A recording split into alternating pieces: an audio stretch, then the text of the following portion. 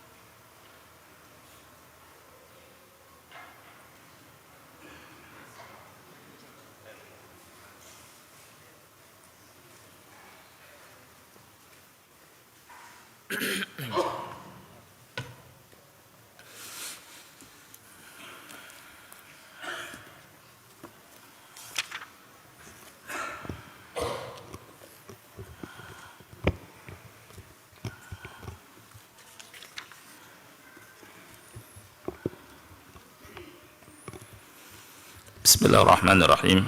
Assalamualaikum warahmatullahi wabarakatuh.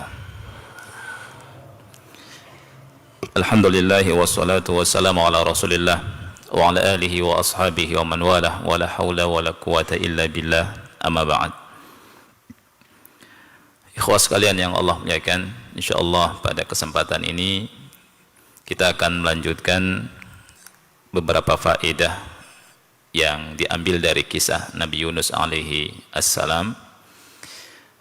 Ada faedah yang pertama, muallif rahimahullahu ta'ala berbicara tentang masalah yang terkait dengan dakwah. Beliau berpanjang-panjang berbicara masalah ini, tapi Masya Allah faedahnya sangat besar, dan saya yakin bahwa banyak yang belum kita ketahui.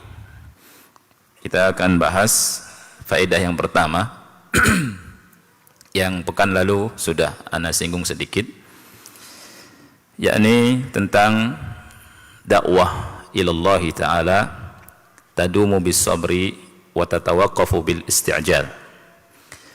Berdakwah kepada Allah Subhanahu wa ta'ala itu akan dawam, terus langgeng dengan sabar, tapi akan berhenti karena isti'jal, karena terburu-buru.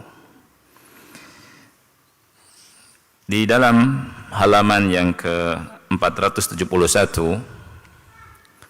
muallif rahimahullahu ta'ala, yakni Abu Islam, penulis dari buku ini, berkata, wal haqiqatu anna ad-da'wata ila Allah Ta'ala hiya al-ilajul wahid. Jadi hakikatnya ad-da'wah ila Allah, berdakwah mengajak manusia kepada Allah adalah satu-satunya obat. Satu-satunya obat. Dan beliau sebutkan di sini ad-dawa an-nafi', obat yang bermanfaat lil ummatil islamiyah, untuk umat Islam. Fi hadha zaman, di masa ini. Dzalika anna an-nadhira ila al-ummatil islamiyah al-muta'ammil li haliha ya'lamu wa yara annaha qad usibat bil amrad at-taliyah. Yang demikian itu karena orang yang memperhatikan umat Islam di saat ini atau dewasa ini, mereka terkena dengan beberapa penyakit. Dan beliau disebutkan 3 penyakit dan sebabnya. Ini bagus sekali ya, karena seorang dokter kalau ingin mengobati pasien yang sakit, dokter itu harus tahu sakitnya apa, sebabnya kenapa. Kemudian dia akan tahu ini diobati dengan apa dan caranya bagaimana. Nah, umat Islam, ikhwanya Allah, ya, akan disebutkan oleh muallif rahimahullahu ta'ala memiliki beberapa penyakit. Beliau di sini sebutkan 3 penyakit. Dan penyakit-penyakit itu membuat umat Islam lemah. Oleh karena itu, kita harus tahu apa sakitnya, kemudian sebabnya apa dan obatnya apa, agar sembuh dari penyakit. Kemudian kita juga agar tidak terkena penyakit ini, berusaha kalau kita sakit, kita sembuhkan diri kita dengan meminta pertolongan Allah Subhanahu wa ta'ala. Sakit yang pertama, kata beliau, adalah az-zullu wal hawan, kehinaan. Jadi umat Islam ini hina, ya, rendah, dan dihinakan oleh musuh-musuh Islam. Ini penyakit. Apa sebabnya? As-sabab, kata beliau, sababuhu az-dzunub wal ma'asi. Sebabnya dosa dan maksiat. Jadi dosa dan maksiat yang membuat umat Islam hina. Apa ilajna? Apa obatnya? Obatnya cuma satu. Ar-ruju'u ilad din, kembali kepada agama. Ini obatnya. Jadi sakit yang pertama adalah apa? Kehinaan. Kemudian sebabnya apa? Dosa dan maksiat. Apa obatnya? Ar-ruju'u ilad din, kembali kepada agama. Dalil akan hal ini adalah sabda Nabi Muhammad sallallahu alaihi wasallam yang sahih, dikeluarkan oleh Abu Dawud dan yang lainnya. Rasul kita sallallahu alaihi wasallam bersabda, "Idza tabaya'tum bil 'ainah wa akhadtum adnabal baqar wa raditum biz zar' wa taraktumul jihada sallatallahu alaikum dhullan la yanzi'uhu hatta tarji'u ila dinikum." Yang artinya, apabila kalian melakukan jual beli inah ini salah satu jual beli riba. Ini maksiat. Ya. Apabila kalian masuk dalam transaksi jual beli inah, rekayasa, orang merekayasa jual beli, tapi padahal untuk mengambil riba, keuntungan dari riba. Ini maksiat. Yang kedua, wa akhadtum adznabal baqar, kalian ngambil, megang ekor-ekor sapi. Wa raditum biz zar', kalian hanya ridha dengan bercocok tanam. Wa taraktumul jihad, dan kalian meninggalkan jihad. Ini gambaran umat Islam, bermaksiat dan cinta dunia. Maksiat ini dan cinta dunia ini mengakibatkan penyakit. Allah sebutkan, atau Rasul SAW sebutkan, sallallahu alaikum dhullan. Allah akan kuasakan atas kalian kehinaan. Kehinaan menimpa kaum muslimin disebabkan karena maksiat ini. Melakukan jual beli inah, kemudian condong hanya kepada dunia, megang ekor sapi saja, ridho sama cocok tanam saja, dan meninggalkan jihad. Allah subhanahu wa ta'ala lewat lisan Rasulnya SAW mengatakan, kalian ditimpa dengan kehinaan dengan sebab ini. Ini penyakit. Apa obatnya? Kita lihat di sini, la yanzi'uhu, kehinaan ini tidak diangkat, tidak dicabut dari kalian, hatta tarji'u ila dinikum, sehingga kalian kembali kepada agama kalian. Umat Islam, ikhwan Allah muliakan, terasa terhina di mana-mana. Ketika dihinakan, tidak ada yang nolong. Lihat kita, sebagian kita dihinakan, dibunuh, ya, dilecehkan. Istri saudara-saudara kita dilecehkan oleh orang kufar Quraisy. Anak-anak wanita saudara kita dilecehkan, wal'iyadzu billah, oleh orang kufar, bukan orang kufar Quraisy ya, oleh orang-orang kufar di saat ini, dan tidak ada yang menolong, terhinakan. Apa kata Rasul kita SAW? Ini enggak dicabut dari kita, sehingga apa? Hatta tarji'u ila dinikum, sehingga kalian kembali kepada agama kalian. Ya, ini obatnya, ar-ruju' ila din, kembali kepada agama. Kembali kepada agama bagaimana, akhi? Balik kepada agama. Ruju', ini obat, satu-satunya obat. Ya. Kembali kepada din, kepada agama. Janganlah kita mengatakan kita sudah berada di agama, ngapain kita balik kepada agama? Akhi, jangan seperti itu. Banyak di antara kita betul agamanya Islam, tapi banyak di antara kita yang tidak mengamalkan Islam. Bagaimana mungkin mengamalkan Islam? Ngerti Islam saja tidak. Apa buktinya? Buktinya banyak yang nggak ngerti wudu, banyak yang ngerti sholat, banyak yang tidak bayar zakat, banyak yang tidak haji ketika mampu. Kan sekarang susah katanya, tapi ada yang mampu. Memang haji sesuai dengan istita'ah, ya. Nah ini, ada orang ikhwan nggak ngerti bahwa kentut itu bisa membatalkan wudu. Itu umat Islam, dan itu orangnya punya titel, ya, titel agama dunia tinggi, mentereng, tapi yang ngerti tentang wudu, tata cara wudu, bahwa wudu itu ada pembatalnya. Banyak orang sholat asal-asalan, tidak sesuai sunnah Rasul kita SAW. Rasul bilang hatta tarji'u ila dinikum, sampai kalian balik kepada agama kalian. Penyakit yang pertama az-zul wal hawan, kehinaan. Penyakit yang kedua apa itu? At-tafarruq wal ikhtilaf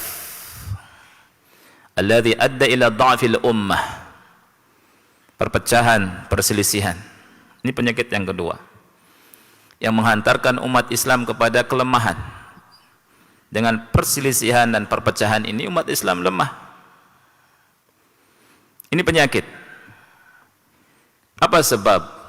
Sebabnya apa?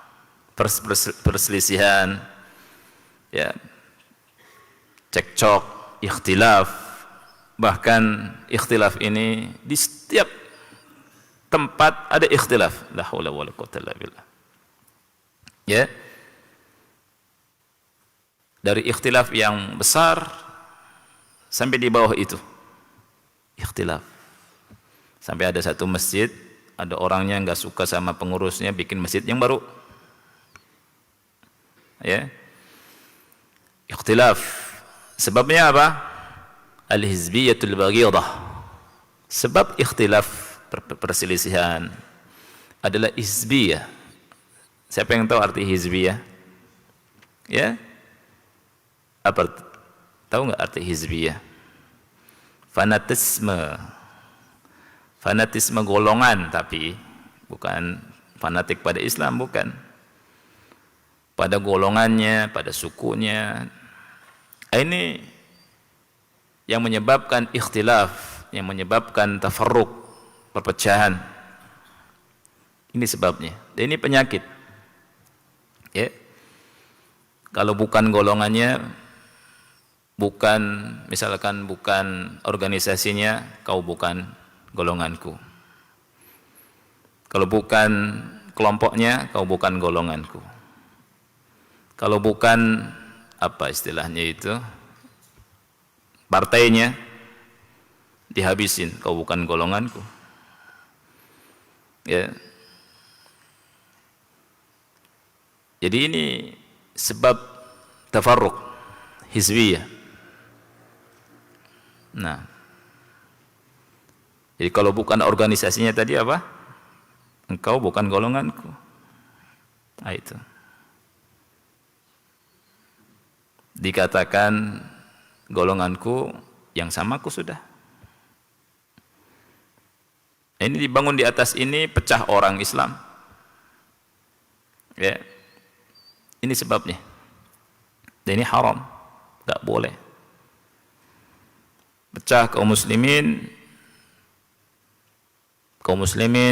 berseteru sesama mereka. Wah, ada penyakit. Kalau bukan kelompoknya, bukan organisasinya, ngelihatnya kayak ngelihat syaitan. Ya tidak. Lihatnya kayak ngelihat bukan orang Islam. Begitu. Kalau bukan ormasnya, kau bukan golonganku. Walaupun tidak dikatakan, tapi lisanu halihim mengatakan demikian. Lisan halnya, ya sekarang kalau ormas A, ormas B berantem, padahal umat Islam sama-sama, apa yang diperebutkan? Ya ikhtilaf. Kayak ngelihat syaitan. Nah, tentang ini Allah Subhanahu wa taala berfirman, ikhwan, di surat Ar-Rum ayat 31 32. Di akhir 31 itu Allah bilang gini. Wala takunu minal musyrikin minal ladzina farraqu dinahum, ayat 32-nya. Wa kanu syi'a kullu hizbin bima ladaihim farihun. Janganlah kamu menjadi seperti kaum musyrikin. Jangan seperti mereka. Dari orang-orang yang memecah belah agama mereka dan mereka menjadi berkelompok-kelompok. Kullu hizbin bima ladaihim farihun. Setiap kelompok dari mereka itu bangga dengan apa yang ada pada kelompoknya. Berbangga-bangga dengan apa yang ada pada kelompoknya.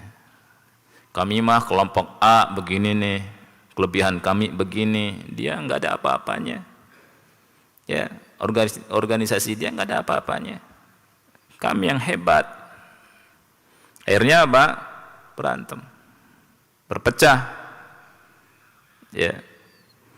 Ini penyakit tafarruq, ikhtilaf, penyakit umat. Sebabnya apa tadi? Al-hizbiyah, al-baghidah. Fanatisme yang dibenci. Ya. Bukan fanatik ke agama, tapi fanatik ke kelompoknya, ke golongannya, ke organisasinya. Ini sangat mengerikan. Keormasnya dan seterusnya. Apa obatnya? Obatnya apa? Arju' ilad din. Balik kepada agama, satu obatnya. Allah berfirman di surat Ali Imran ayat 103, wa'tasimu bihablillahi jami'a wa la tafarraqu. Berpegang teguhlah semua kepada tali Allah. Jangan kalian bercerai-berai, kata Allah. Dengan tali Allah pegang. Kata Allah apa? Wala tafarraqu, jangan bercerai-berai. Kita diperintahkan oleh Allah untuk memegang Islam.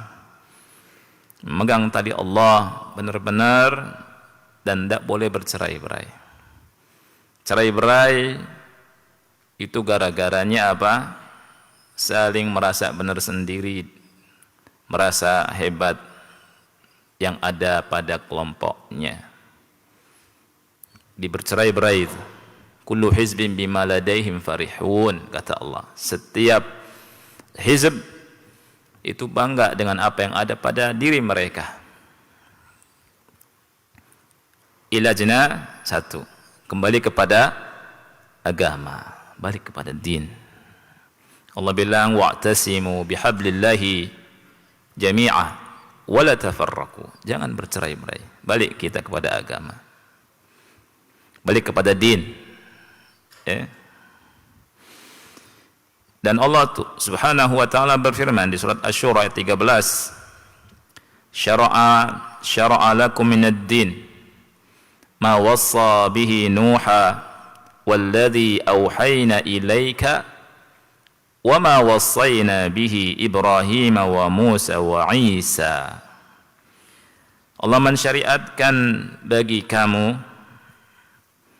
agama yang Dia wasiatkan kepada Nuh dan yang telah kami wahyukan kepadamu dan telah kami wasiatkan kepada Ibrahim, Musa dan Isa, yaitu hendaknya kalian menegakkan agama, an aqimuddin wala tatafarraqu fihi, jangan kalian bercerai-berai, jangan kalian bertafarruq.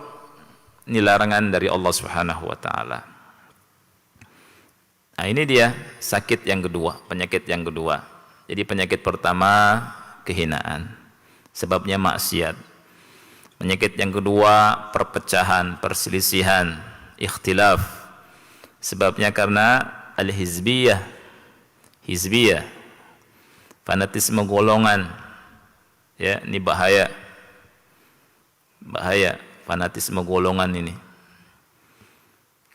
Kemudian yang ketiga, kathratul qatli wat tafjiri wat tadmir. Ini penyakit juga. Banyaknya pembunuhan, pengeboman dan pengrusakan. Ya ikhwah. Sekali lagi, ini penyakit nih. Dan dari sini antum tahu ulama kita itu nggak ngajarkan ngebom. Ingat, ulama kita ngajarkan yang baik, akidah yang lurus supaya masuk surga.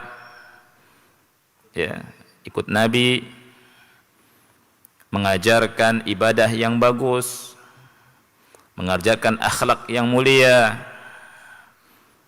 Jangankan manusia, anjing saja, ikhwan yang Allah muliakan, ketika kehausan dikasih minum, masuk surga. Ini ajaran Islam.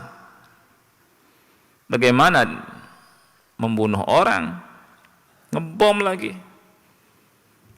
Ya. Dan manhaj salaf ahlu sunnah wal jamaah itu ngajarkan yang benar, ngajarkan yang baik. Pengeboman yang terjadi, pengrusakan yang terjadi, ini penyakit. Dan ulama yang bilang. Dan dari dulu, ikhwanya Allah muliakan, ulama, kemudian para da'i, itu mendakwahkan bahwa ini adalah penyakit umat dan berbahaya, bukan dari Islam. Ya, perlu diketahui. Apalagi kalau dinisbatkan kepada dakwah salaf, dakwah sunnah, sebuah tuduhan yang sangat keji, yang tidak berdasar sama sekali. Ketika tidak terbukti, kalimatnya diubah. Dakwah sunnah, dakwah salaf ini pintu menuju kepada terorisme. Kalimatnya seperti itu. Ketika enggak bisa mendapatkan tuduhan yang mereka tuduhkan, bilangnya seperti itu. Pintu, ya, gerbang kepada pengrusakan. Ini tuduhan yang sangat keji, ya. Nah, ulama bilang, akhi, banyaknya pembunuhan, pengeboman, kemudian apalagi pengrusakan, ini penyakit bukan? Penyakit. Antum bertanya, apa sebabnya penyakit ini? Saya tanya, apa sebabnya? Hah? Siapa yang tahu? Kalau tahu bisa jawab, boleh pulang. Ya. Penyakit itu yang ada nih, oknum merusak, ngebom, membunuh orang, ya. Apa sebabnya? Siapa yang tahu? Yang tahu cung. Tahu enggak sebabnya? Ini manhaj nih, penting. Ayo, ada yang mau coba jawab? Ahsanta, barakallahu fiik. Sebabnya disebutkan di sini, intisyaru fikrit takfir wal afkar al munharifati fil ummah. Ini sebabnya, catat. Menyebarnya fikrah takfir, pengkafiran, ya, dan pemikiran-pemikiran yang menyimpang di umat. Saya tanya ikhwan, orang tahu ada fikrah takfir dari siapa? Saya tahu, tanya. Orang tahu ada takfir dari siapa? Siapa yang tahu? Dari ulama. Dari ulama. Bukan dari orang yang enggak belajar agama, bukan. Ya. Ulama mana? Dan siapa ulamanya? Ulama salaf, akhi. Ahlus sunnah wal jamaah. Dan ketika ulama salaf ahlus sunnah wal jamaah menjelaskan fiqh takfir sangat detail sekali. Sampai ke akar-akarnya. Sampai ke akar-akarnya. Orang enggak tahu ada takfir. Ulama yang jelaskan. Akidahnya begini, takfir. Artinya minat takfir ila tafjir. Awalnya pengkafiran, nanti berikutnya adalah pengeboman. Tapi aneh, sungguh aneh. Ulama ahlus sunnah wal jamaah dituduh oleh sebagian orang adalah teroris. Bahlul tidak? Ya. Nah itu. Jadi ulama ahlus sunnah wal jamaah jelaskan ke umat. Antum tahu? Ketika ada Daesh, tahu Daesh? Tahu nggak Daesh? Baru dengar Daesh. Gitu kan? Daesh itu yang sering antum sebut dan dengar namanya ISIS. Ya. Awal muncul, siapa yang nyatakan bahwa mereka bahaya? Awal muncul, siapa yang nyatakan mereka bahaya? Ulama, akhi. Ulama ahlus sunnah nulis kitab, nulis tulisan. Syalih Hasan, yang lain-lain nulis tulisan. Ini bahaya nih. Ketika orang banyak yang mengagung-agungkan, yang menyanjungnya, bahkan berbondong-bondong gabung ke sana, Ya. Ulama nulis, bahaya ini. Ini khawarij takfiri. Lihat, fitnah itu ketika muncul, bahaya, orang nggak tahu bahwa itu bahaya. Tapi setelah rusak, baru tahu. Ketika muncul benihnya, ulama langsung tahu, oh ini bahaya nih. Ditulis. Tulisan disebarkan. Kita ketika awal-awal dapat tulisan-tulisan ulama, wah ini bahaya nih. Ketika orang-orang berbondong-bondong ke sana, berbaiat kepada pemimpinnya, nyatanya takfiri, khawarij. Ada orang disembelih, ada orang dibakar. Naudzubillah. Orang dikafirkan. Ya. Itu. Makanya nggak benar kalau dikatakan ustadz-ustadz roji itu mengkafirkan orang. Nggak benar. Mana buktinya? Justru asatidzah, kawan-kawan, jelaskan akhi. Walaupun akibatnya itu dibilang antek-antek Yahudi, dibilang antek-antek Amerika, itu akibatnya. Karena jelaskan yang hak. Ini takfir ini bahaya nih. Wah ini nih antek-antek Yahudi nih. Ya. Begitu akhi. Padahal kita dijelaskan. Dan nggak ada satupun dai sunnah, dai salaf mengajarkan antum untuk ngebom. Ada nggak? Mengajarkan antum untuk mengkafirkan sembarangan. Ada tidak? Tidak ada. Cari. Nggak ada. Dan ada ilmunya mengkafirkan itu. Ada ilmunya, ada dawabitnya, ada syurutnya. Ada syarat-syaratnya. Enggak mudah. Ya. Jadi mengkafirkan ada dawabitnya, ada syarat-syaratnya, tapi juga yang kafir dihukumi kafir. Ya tidak? Ada kafir asli, ada kafir keluar dari Islam, itu ada, tapi harus dipelajari, harus sesuai porsinya dan seterusnya. Itu. Nah, ada sebagian orang akhi. Jadi ada yang gulu, ada yang berkurang-kurang. Ya. Gulu, ada yang berkurang-kurang. Gulu itu semua orang dikafirkan. Ya. Hatta orang Islam dikafirkan. Ada yang berkurang-kurang, semua orang sama akidahnya. Semuanya masuk surga. Ini nih. Ya. Ahlussunnah enggak tengah-tengah. Ya tidak? Baik. Jadi sebab dari fitnah itu karena apa, ikhwan? Karena intisyaru fikri takfir, menyebarnya fikrah pengkafiran. Mudah orang dikafirkan. Makanya disebut takfiri. Ya. Saya tanya ikhwan. Tentara tahu takfiri dari siapa? Ulama. Polisi tahu takfiri dari siapa? Ulama.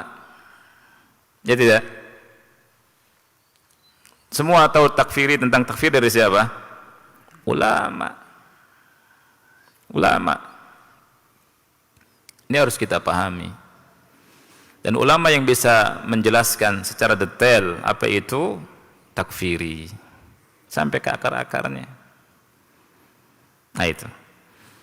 Nah obatnya dari banyaknya pembunuhan, banyaknya pengkafiran, banyaknya tafjir tadi, pengeboman, itu obatnya apa? Kembali kepada agama obatnya. Balik kepada agama. Arju' ila din. Balik kepada agama. Agama yang gimana?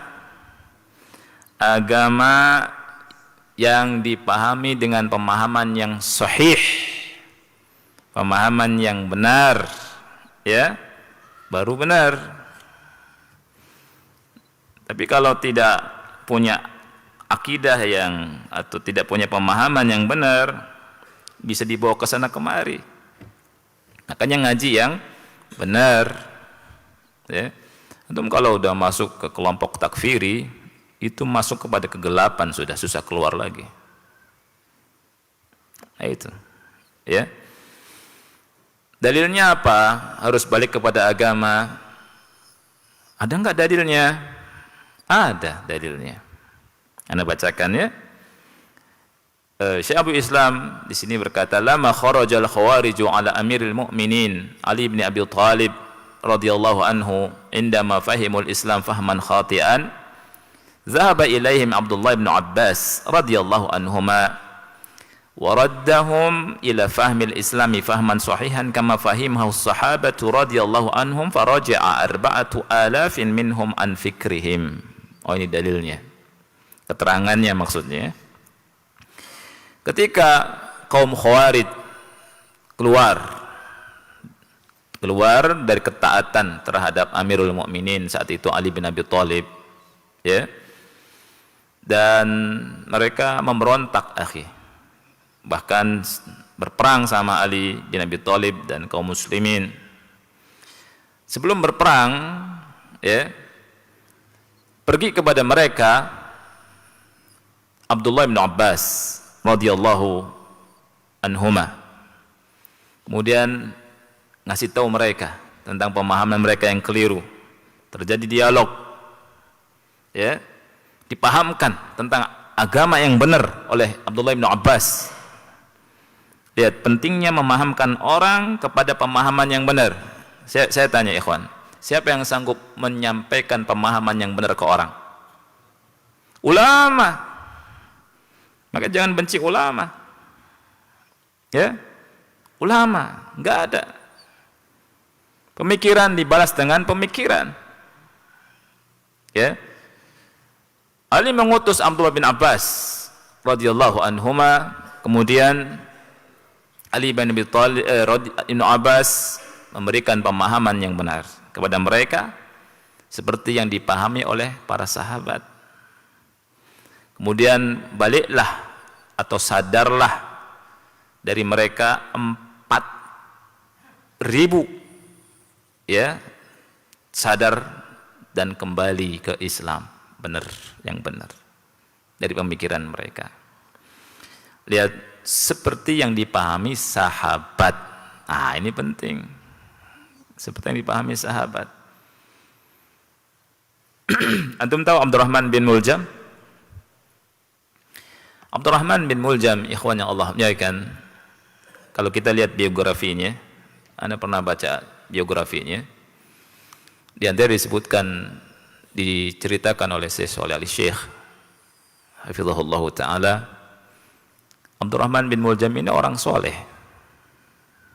Abdurrahman bin Muljam, dia yang membunuh siapa? Ali bin Abi Thalib. Lihat, kenapa Abdurrahman bin Muljam membunuh Ali bin Abi Thalib? Karena dia menyendiri. Dia memahami Islam tidak seperti pemahaman para sahabat Rasulullah sallallahu alaihi wasallam. Abdurrahman bin Muljam itu orang soleh dan dapat rekomendasi langsung dari Umar bin Khattab. Kalau orang istilahnya sekarang tazkiyah. Dapat apa? Tazkiyah. Tazkiyahnya bukan tazkiyah yang rendahan. Tazkiyahnya langsung dari Khalifah Amirul Mukminin Umar bin Khattab, orang terbaik setelah Abu Bakar Siddiq radhiyallahu an. Ketika gubernur Mesir nulis surat ke Umar bin Khattab bahwa penduduk Mesir butuh kepada seorang qari untuk mengajarkan Quran. Umar bin Khattab jawab dengan risalah beliau.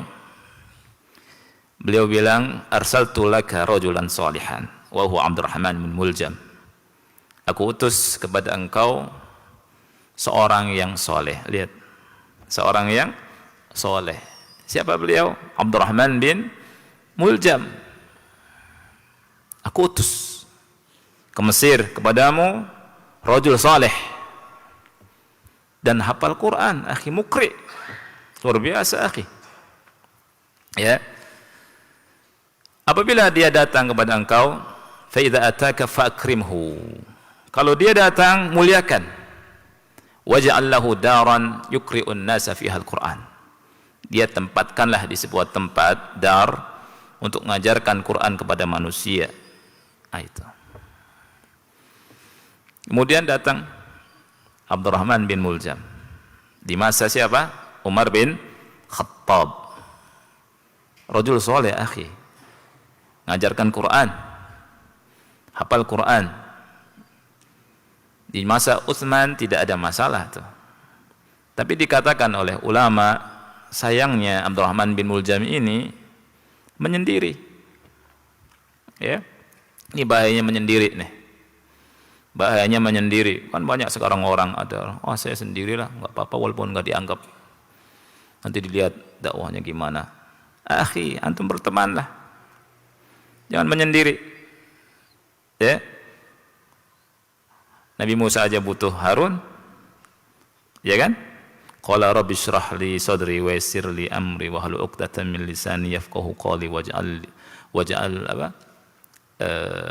li wazira min ahli Harun akhi ushdud bihi azri wa ashrikhu fi amri kay nusabbihaka katsira wa nadhkuraka katsira innaka kunta bina basira.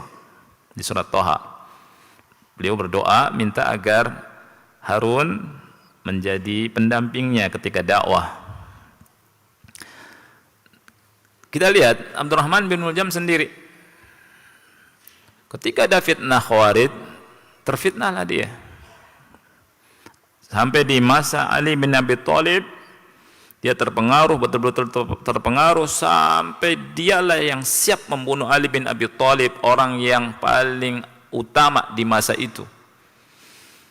Mau dibunuh, dia siap dengan keyakinannya. Lihat, keyakinan itu bisa merubah sesuatu, akhirnya bisa merubah orang. Akhirnya dia berangkat untuk membunuh Ali di pagi hari. Ya. Dibunuhlah Ali bin Abi Thalib oleh dia, oleh Abdurrahman bin Muljam. Lihat, orang yang terbaik yang Nabi SAW jamin Ali bin Abi Thalib dengan surga. Orang yang terbaik, khalifah yang keempat, dibunuh oleh Abdurrahman bin Muljam. Siapa dia? Khawarij, takfiri, gembong takfiri kalau sekarang, ya. Kemudian apa, ikhwan? Kemudian ditangkapkan dia. Dalam Islam dihukum kisos. Dan ajibnya ketika mau dikisos, dipenggal kepalanya itu, dia bilang apa? Saat dipenggal masih dia enggak tobat karena meyakini bahwa yang dilakukan ini benar.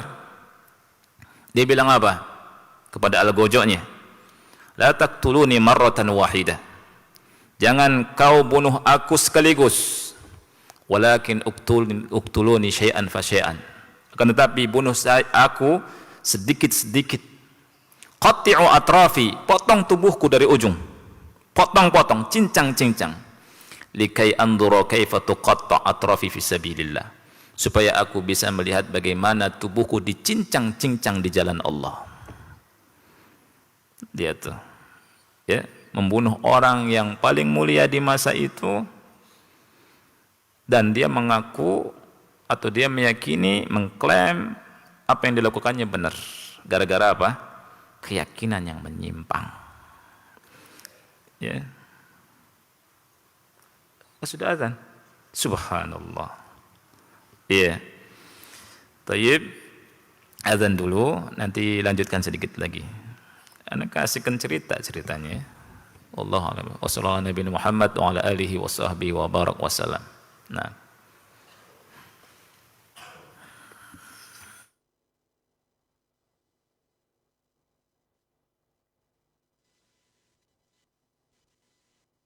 Ikhwatal Islam, untuk selanjutnya kita simak dikumandangkannya adzan untuk sholat Isya bagi daerah Jakarta dan sekitarnya. Allahu Akbar, Allah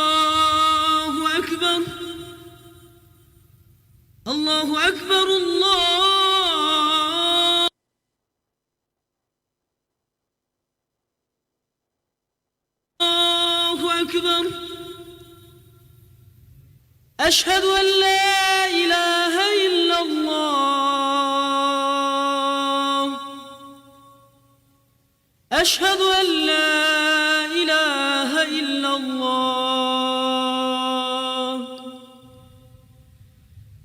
أشهد أن محمدا رسول الله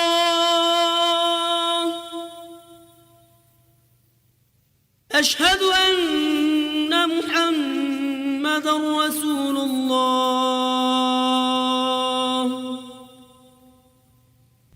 حي على الصلاة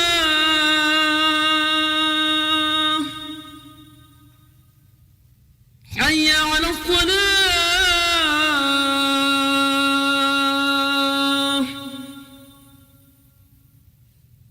حي على الفلاح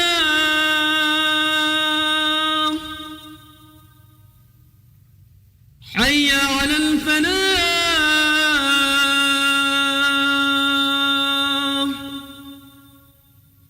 الله أكبر الله أكبر لا إله إلا الله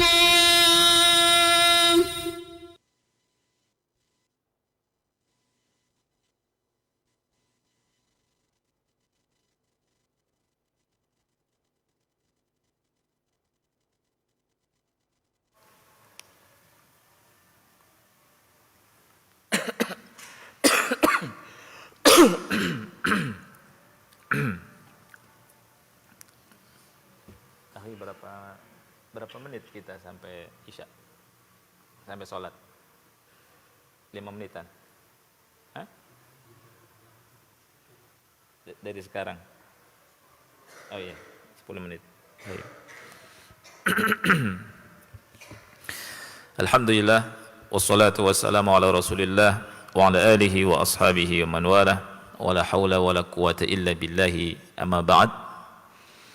Kita lanjutkan, ikhwan Allah muliakan. Dalil yang lain tentang pentingnya kembali kepada agama, ya. Di sini disebutkan oleh Abu Islam rahimahullah, wa ulaika alladhina kharaju ila al-hajji hamilina fikral khawariji fi uqulihim. Mereka orang-orang yang keluar untuk haji ini di masa Jabir bin Abdullah, di masa Jabir bin Abdullah. Jadi ada sekelompok orang yang membawa pemikiran khawarij di akal mereka, keluar ke haji, dan mereka punya rencana jihad, ingin membunuh kaum muslimin. Karena ketika haji kan kaum muslimin berkumpul jemaah haji, ya. Mereka berangkat tuh haji, ya. Mudah-mudahan jamaah haji tahun ini dijaga oleh Allah Subhanahu wa taala. Wa kanu yuriduna an yakhruju 'ala al-hujjaj fil hajj. Mereka ingin membuat kerusakan, membunuh kaum muslimin yang berhaji di musim haji itu. Tapi subhanallah, sebelum mereka melakukan itu, mereka ke Madinah dulu singgah, ya. Famarru bil Madinah, melewati Madinah. Wa jalasu fi majlisi ilmin, kemudian duduk di masjid ilmu, di majlis ilmu. Majlisnya siapa? Jabir bin Abdullah. Ya, mereka awalnya membawa pikiran khawarij. Ada majlis ilmu nih. Sahabat duduk mereka di situ. Ya. Fi masjid Rasulullah sallallahu alaihi wasallam, di masjid Rasulullah SAW. Masya Allah, sampai sekarang, ya, Masjid Nabawi itu masyayikh pada ngajar, ya. Dan alhamdulillah di situ ada Syekh Sulaiman Ruhaili sekarang, dan masyayikh, masya Allah, ya. Syekh Abdul siapa? Putra Syekh Abdul Muhsin Al-Abbad, ya. Itu ulama di situ. Dan kita tahu tentang mana yang fikrah khawarij, mana enggak, dari mereka juga. Subhanallah. Ya. Falamma jalasu ilaihi wa fahimul Islam min hadha as-sahabi fahman sahihan raja'u an fikrihim jami'an. Ketika mereka duduk Mereka orang-orang Khawarij nih yang punya pemikiran menyimpang duduk di majelisnya Jabir bin Abdullah. Jabir bin Abdullah mengajarkan Islam yang benar. Ini pentingnya dakwah ini, akhi. Pentingnya dakwah, pentingnya nyampaikan Islam yang benar. Ya. Jadi dakwah itu penting. Suara kita akan disampaikan sama Allah. Asal ikhlas saja sudah. Enggak usah mikirin gimana-gimana. Dakwah terus, tulis dakwah. Insyaallah dengan izin Allah suara kita nyampe walaupun ke pelosok. Ya, ana pernah suatu saat ikhwan di daerah pelosok ujung Indonesia. Sangat sepi tuh daerah situ. Ya. Ana enggak usah sebutkan tempatnya ya. Di pelosok sepi. Pegunungan. Ada yang kenal sunnah. Saya bilang, antum dari siapa dengar? Ana dengar kasetnya Ustaz Abdul Hakim Abdad. Tapi ana enggak tahu orangnya sampai sekarang. Subhanallah. Ya. Ngerti sunnah dari orang yang dia enggak pernah ngelihat. Itu ketika Allah sampaikan apa? Dakwah. Itu. Jadi dakwah itu kita terus berdakwah. Dengan izin Allah, suara Allah sampaikan. Asal apa? Ikhlas. Nah, kita lanjut. Ketika mereka duduk, ya, mendengarkan kajian dari Jabir bin Abdullah, pemahaman yang benar, fahman sahihan, raja'u an fikrihim jami'an. Nah, mereka semuanya tobat, kembali kepada pemahaman yang benar. Gak jadi mereka membunuh kaum muslimin. Ya. Jadi fikrah Khawarij ada enggak, akhi? Ada sejak dulu. Ya. Dan mereka kalau ngomong luar biasa, akhi. Ngomongnya nuntutnya tentang adil, masalah adil. Oh, pemimpin enggak adil. Gitu. Enggak adil. Gitu. Tapi kata ulama, mereka itu berbicara demikian karena ada dunia. Ingin dunia juga. Ya. Itu. Mereka berbicara dengan perkataan yang sebaik-baik perkataan manusia. Itu kata Rasul sallallahu alaihi wasallam. Tapi mereka keluar dari din seperti anak panah keluar dari busurnya. Fahadhi amradun asabatil ummah. Inilah penyakit-penyakit yang menimpa umat. Wala yakhtalifu fi dzalika itsnan. Tidak ada yang menyelisih pendapat tentang hal itu. Wal muhim, tapi yang penting annukina, kita yakin bi anna ruju'a ila din, kembali kepada agama itu apa? Dan memahaminya dengan pemahaman yang sahih, huwal ilajul wahid. Ini obat satu-satunya. Obat satu-satunya untuk menyembuhkan penyakit adalah apa? Hatta tarji'u ila dinikum. Kalian, kata Rasul, balik kepada agama kalian. Balik, ar-ruju' ila din. Yang ngomong siapa? Rasul. Ya, ruju' ila din. Wad-dawa' an-nafi' lil ummatil islamiyah, dan obat yang bermanfaat bagi umat Islam. Wala yumkinu lil ummati an tarji' ila diniha, dan enggak mungkin bagi umat bisa balik kepada agama illa bid-da'wati ila Allah, kecuali dengan berdakwah kepada Allah ala asasi minhajin nubuwah, di atas minhaj kenabian, di atas minhajin nubuwah. Ya. Jadi kan ada tuh orang bilang itu mereka tuh katanya orang-orang sunnah, orang-orang salafiyun bilangnya balik kepada agama. Ya karena mereka enggak balik ke agama, jadi mereka balik kepada agama harusnya. Kalau kita nih sudah berada di agama, ngapain balik? Ya, ini untuk merancukkan. Ya tidak? Jadi balik kepada agama ya karena jauh kita dari agama.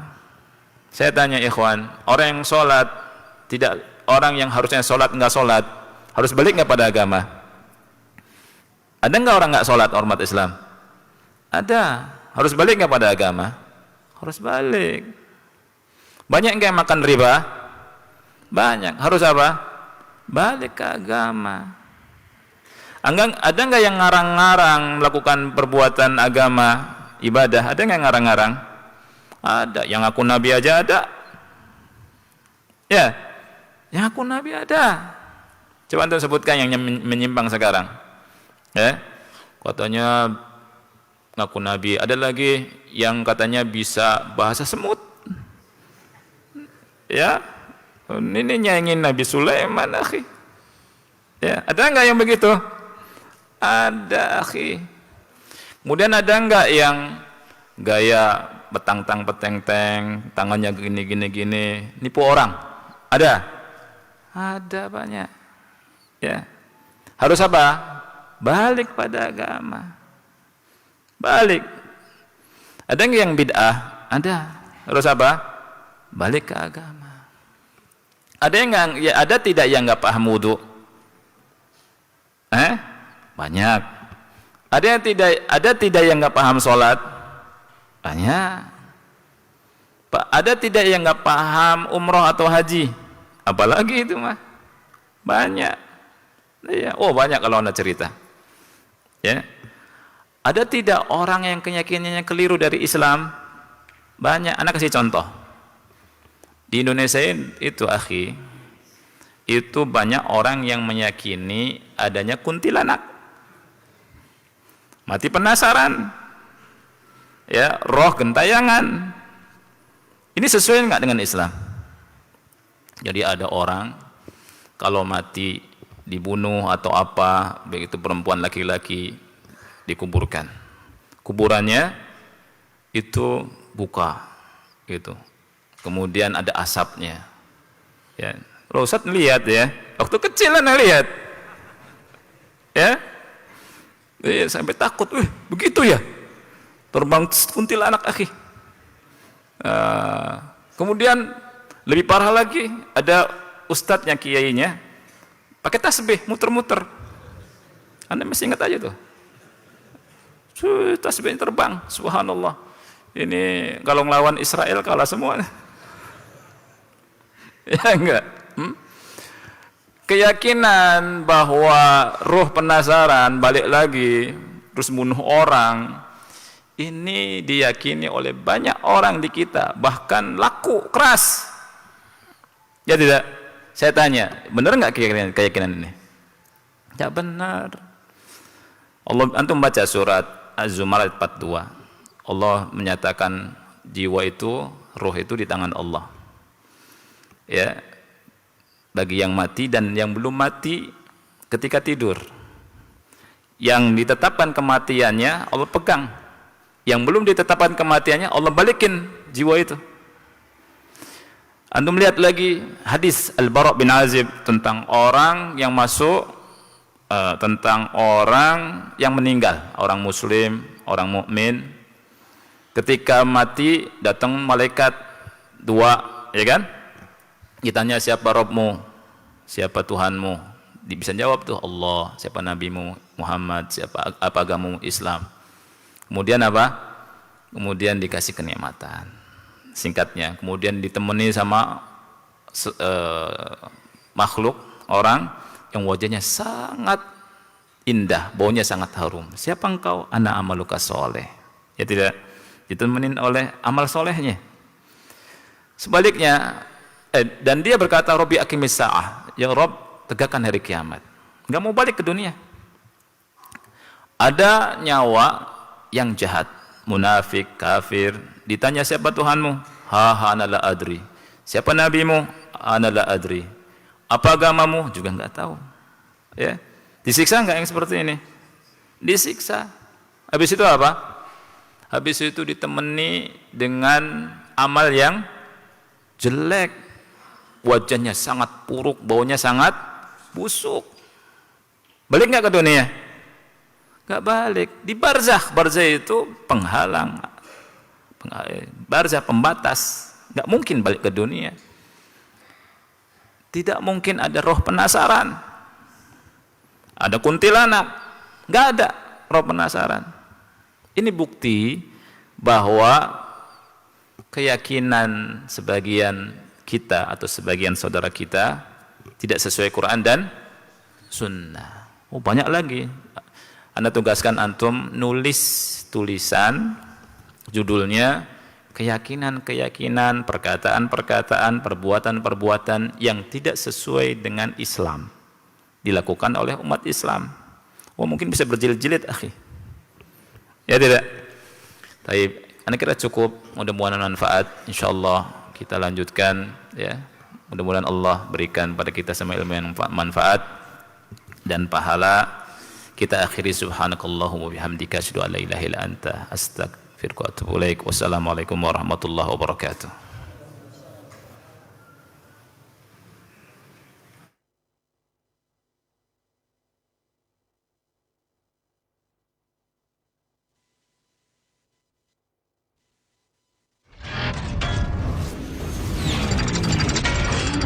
Roja TV. Demikianlah ikhwatal Islam a'azakumullah, para pemirsa dan pendengar Roja dimanapun Anda berada, kajian ilmiah yang telah kami hadirkan dan kami telah pancarluaskan dari Masjid Al-Barkah, Jalan Pahlawan, Kampung Tengah, Cilengsi. Mudah-mudahan menjadi ilmu yang bermanfaat untuk kita.